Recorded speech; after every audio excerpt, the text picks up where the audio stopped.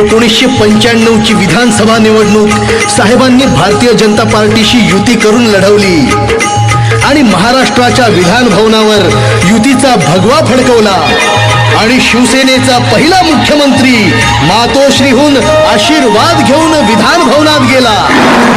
साहेबांची कळकळ तळमळ फळाला आली।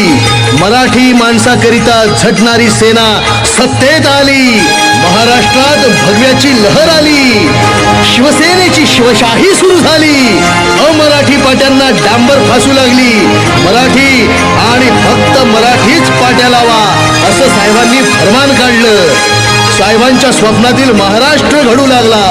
महाराष्ट्र माझा मी महाराष्ट्राचा, महाराष्ट्र माझा मी महाराष्ट्राचा।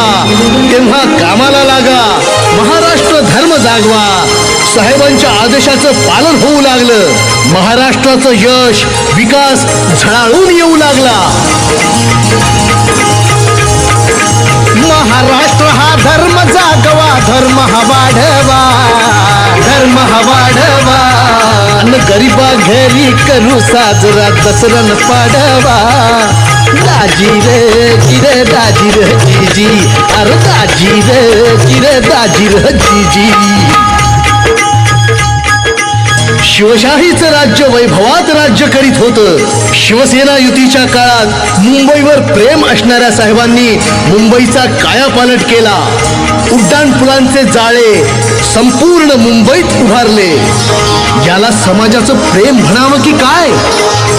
संकटांना सामोरे गेले परंतु डगमगले नाही। पान टपरी चालवणाऱ्या तरुणांना नगरसेवक आमदार केलं, रिक्षावाल्यांना साहेब केलं। काय वर्णावी ती थोरवी? याला म्हणतात नेता, याला म्हणतात माया आणि यालाच म्हणतात ममता। दुःखाची तमा नाही केली, दुःखाची तमा नाही केली। माणस घरची दूर गेली, माणस घरची दूर गेली। दुःख पचवून त्यांनी सारी, दुःख पचवून त्यांनी सारी।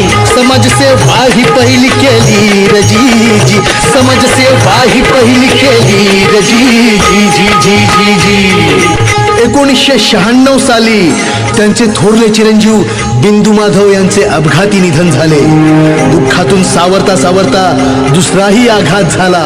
6 महिन्याच्या आतच मीनाताईंचं दुःखद निधन झालं।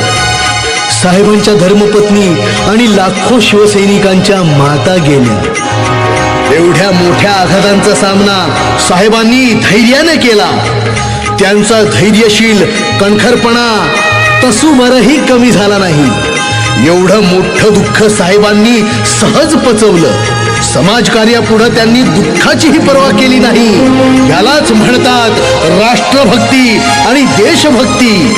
देशातील हिंसाचार, बॉम्बस्फोट, अतिरेकी कारवाया पाहिल्या की त्यांच्या भावनांचा उद्रेक व्हायचा। हिरव्या वादळाला वेळीच रोखलं पाहिजे नाहीतर घात होईल असं ते वारंवार भाषणातून सांगायचे। त्यांचा फणा वेळीच ठेचला पाहिजे।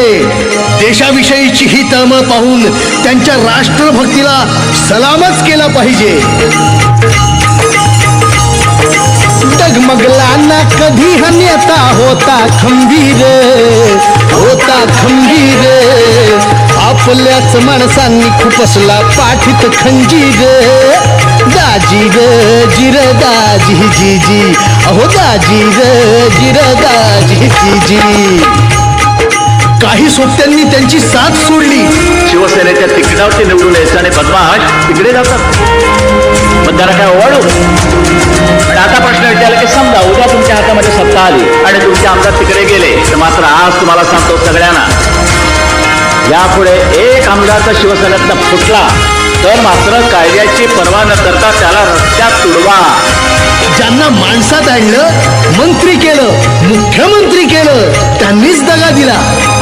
साहेबांना पाठीत खंजीर खुपसणाऱ्यांचं जास्त दुःख होतं, चीड होती।